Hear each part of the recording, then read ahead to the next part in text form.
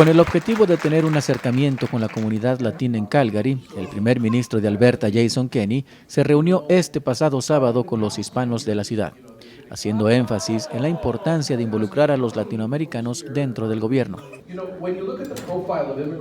Recalcó la falta de funcionarios de origen latino dentro de su gobierno e instó a los asistentes a tener una mayor participación dentro de la vida gubernamental y política de la provincia.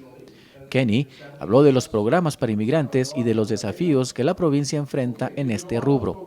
También hizo hincapié en la asequible economía y calidad de vida de la provincia de Alberta.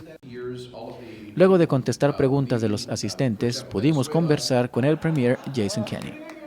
Estamos con el premier de Alberta, Jason Kenney, quien acaba de estar con la comunidad latina y a quien quiero hacerle unas preguntas. Premier, thanks for being with the Latin community and thanks for being here. I have a question for you. How important is to be here with the Latin community? I think this is the first time, and how it's important. We're happy to you guys as a government and you as well as a premier be here with the Latin community. You know, there's a growing Latino community here in Alberta and just tremendous people who are both people coming for agriculture work, high-end professionals, entrepreneurs, the whole gamut, the whole mix.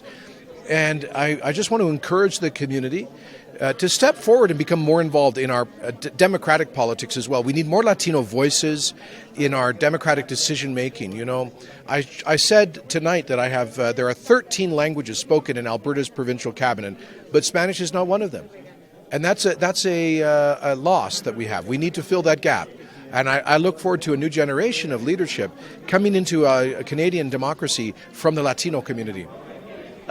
Premier, around the long of this pandemic, a lot of people was complaining about how you handle the pandemic.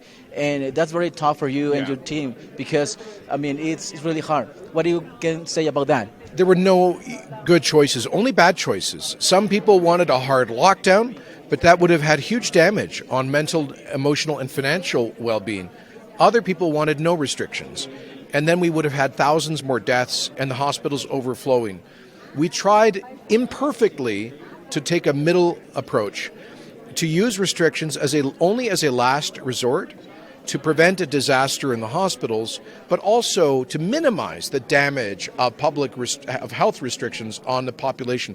And now we have a death rate lower than Canada's, much lower than US and Europe's, with lighter restrictions. I think that speaks well to how Albertans have risen to the challenge of COVID. And now we hope, please God, that the worst of it is behind us. Last question I have. We are just passing by the pandemic and we have inflation, all the bills are increasing. What the government is doing to take care about the Albertans and take out of this hard time?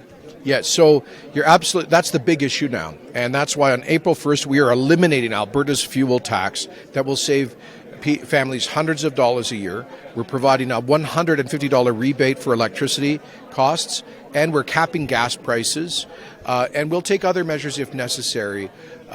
So we know this is the number one issue, and we're doing more than any government in Canada to relieve the cost of living. We need Mr. Trudeau to abandon his plan to increase the carbon tax. That will make a bad situation even worse.